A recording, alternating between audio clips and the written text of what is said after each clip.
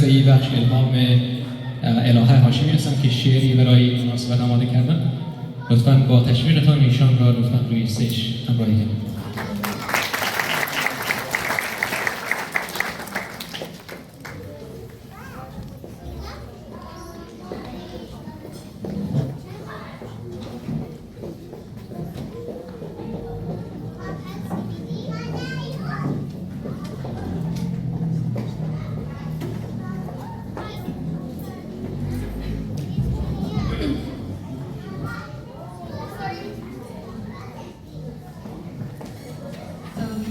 درود خدمت شما حضار محترم.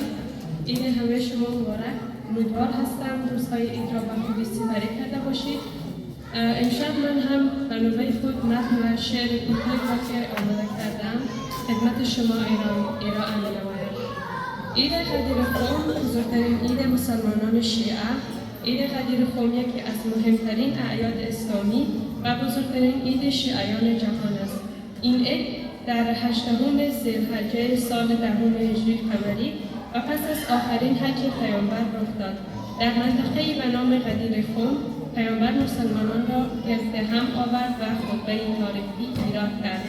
بر اساس منابع اسلامی پیامبر دست علی بن ابی طالب را بالا برد و فرمود: من کنت مولاه فهذا علی مولاه، یعنی هر کس من سرپرست و رهبر او هستم، علی نیز سرپرست و رهبر اوست. شیعیان این واقعه را اعلام رسمی جانشینی امام علی علیه السلام پس از پیامبر می‌دانند. عید غدیر از نظر دینی و فرهنگی جایگاه ویژه. مسلمانان در عید غدیر با برگزاری جشن‌ها و فعالیت‌های خیرخواهانه این مناسبت را گرامی می‌دارند. این روز نمادی از همبستگی اجتماعی و یادآوری ارزش‌هایی چون وحدت، احترام متقابل، نودوستی و خدمت به جامعه است. پیام اصلی عید غدیر را می‌توان در 3 مفهوم خلاصه کرد: رهبری بر پایه شایستگی، پایبندی به عدالت و حفظ وحدت جامعه. این واقعه یادآور آن است که هدایت و مسئولیت پذیری در هر جامعه‌ای باید بر اساس دانش، اخلاق و خدمت به مردم باشد. اکنون برای زیبایی بیشتر محفل چند بیت شعر در قصد عید غدیر تقدیم حضورتان می‌کنم. صدای کیست چنین دلپذیر می آید، کدام چشمه به این گرم سیر می آید. صدای کیست که این گونه روشن و گیراست، که بود و کیست که از این مسیر می آید. خبر به روشنی روز در فضا پیچید، خبر به روشنی روز در فضا پیچید.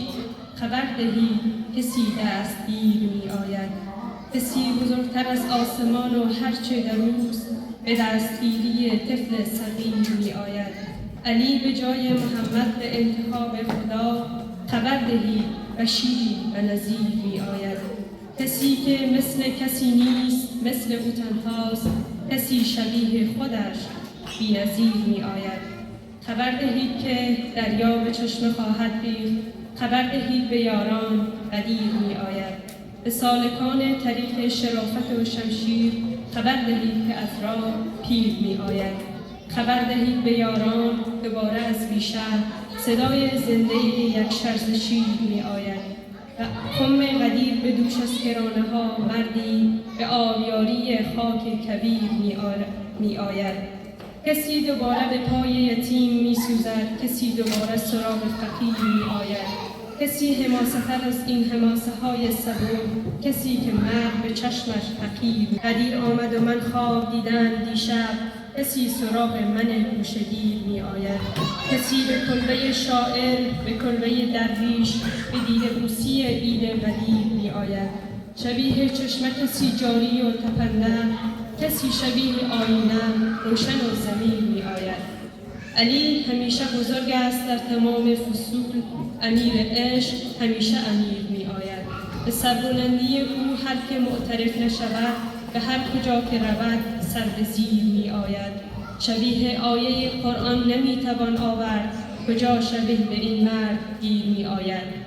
مگر ندیده ای آن اتفاق روشن را، به این محله خبرها چه دیر می آید. بیا که منکر مولا اگرچه آزاد است، بیا که منکر مولا اگرچه آزاد است، به عرصگاه قیامت اسیر می‌آید. بیا که کلام مولا اگر چند ساده ولی راه گم کرده را به مسیر می‌آرد. علی همیشه بزرگ است در تمام فصول، امیر عشق همیشه امیر می‌آید. سپاسگزارم از توجه و حضور گرم شما خوبان. خواستم عید قدیر را به همه شما تبریک می‌گویم. شکر.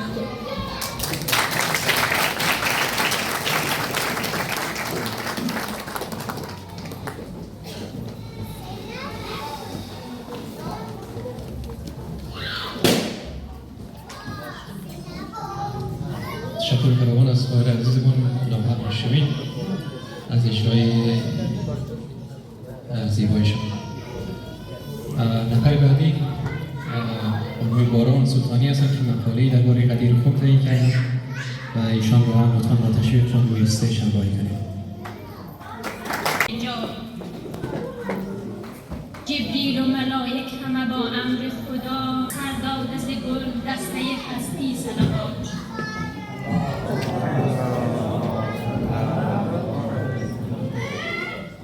بسم الله الرحمن الرحیم. الحمد لله رب العالمین و الصلاة و السلام علی سیدنا محمد و آله الطاهرین. سخنم را با نام خدا آغاز می کنم، خدایی که انسان را آفرید و در مسیر زندگی او نشانه‌های از هدایت و آگاهی قرار داد تا انسان بتواند در میان این راه‌های مختلف حقیقت را از غیر حقیقت تشخیص بدهد. یکی از روشن‌ترین این نشانه‌ها در تاریخ اسلام غدیر است.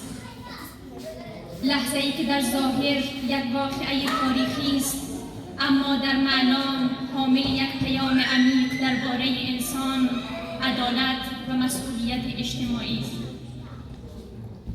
وقتی به تاریخ نگاه می‌کنیم می‌بینیم که قرن‌ها گذشته است.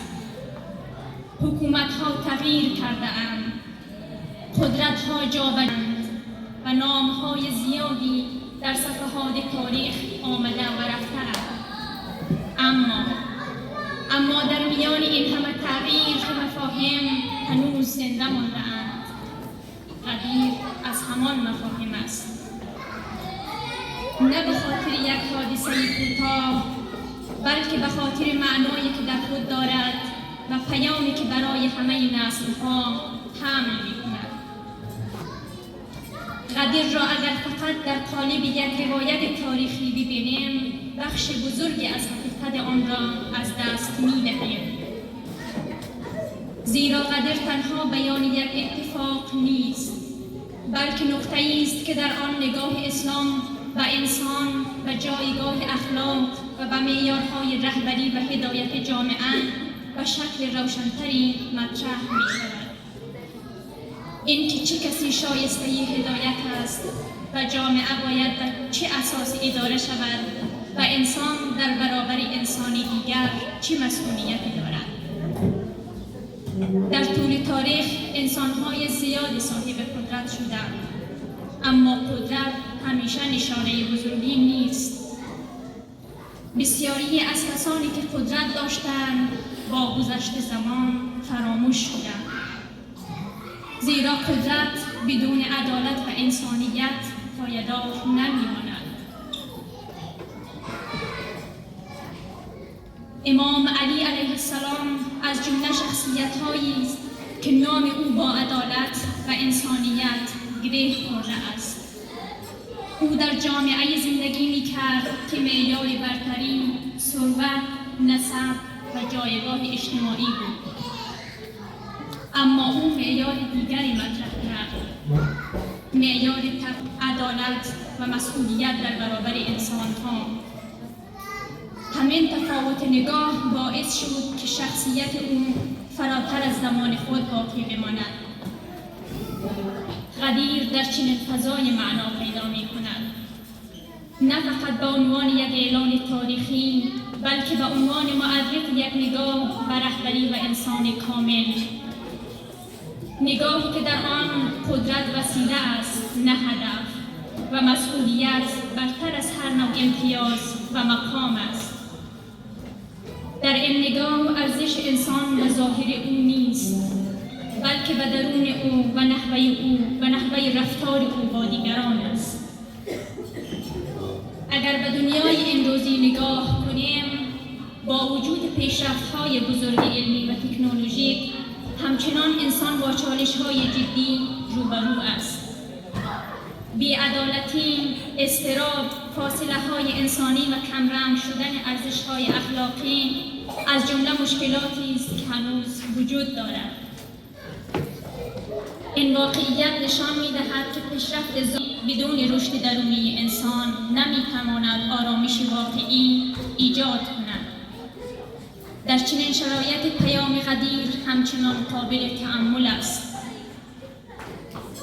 اینکه جامعه تنها با قانون و ساختار اداره نمی‌شود، بلکه به اخلاق، انسانیت و انصاف ضرورت دارد و اینکه انسان پیش از آن که در بیرون ساخته شود باید از درون شکل بگیرد.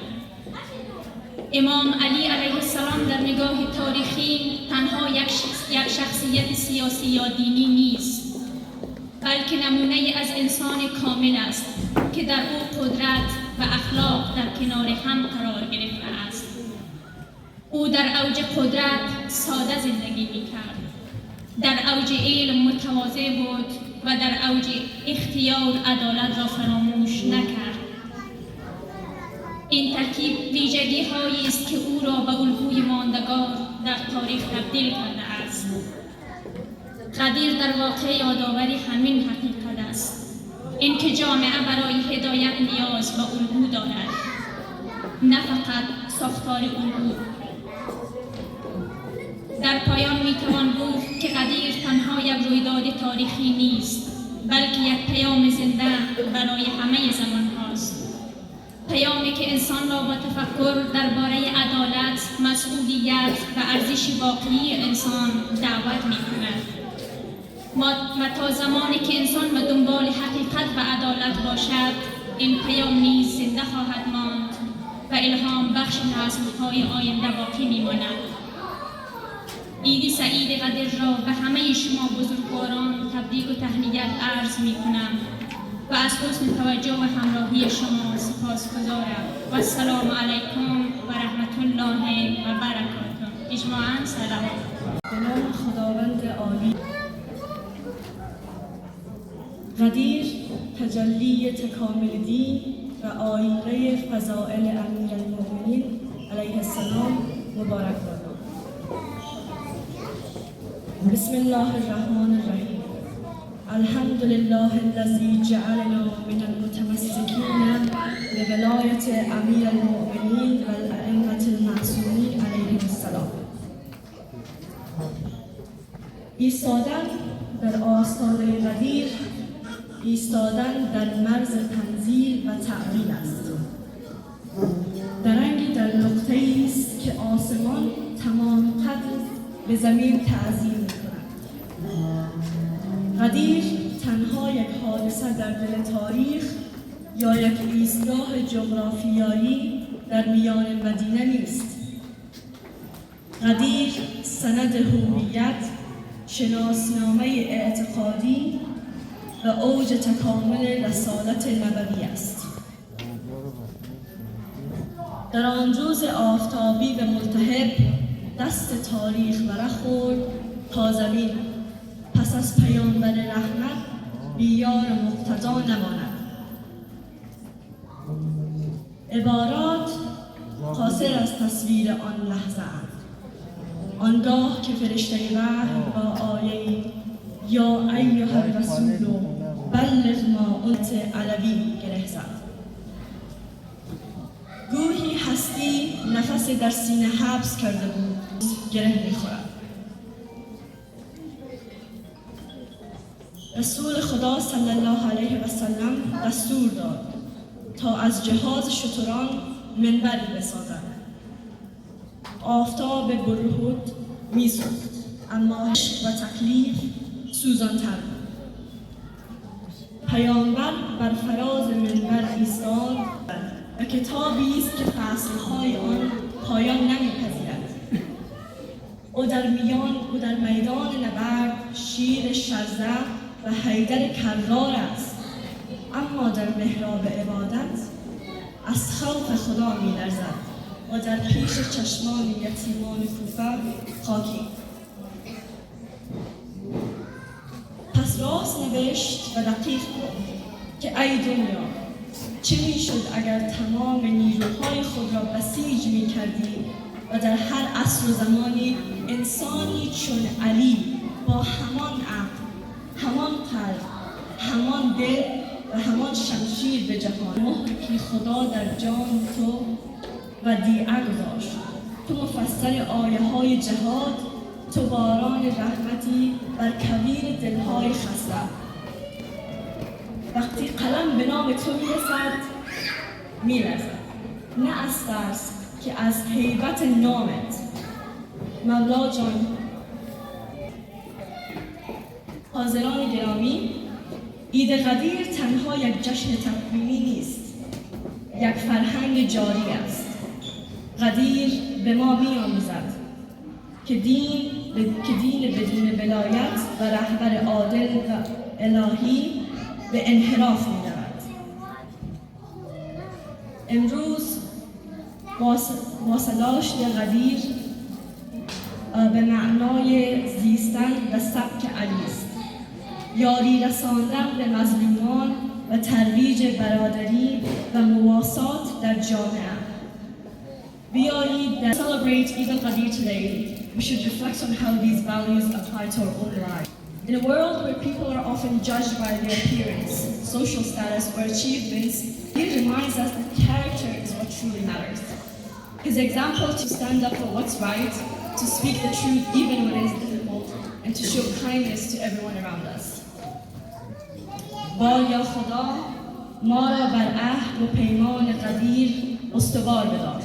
دلهای ما را به نور معرفت امیرالمؤمنین روشن بفرما و این محفل کم ما را مایه برکت، وحدت، بهروزی این جمع و این کشور قرار بدار. Thank you for listening. Assalamu alaikum wa rahmatullah.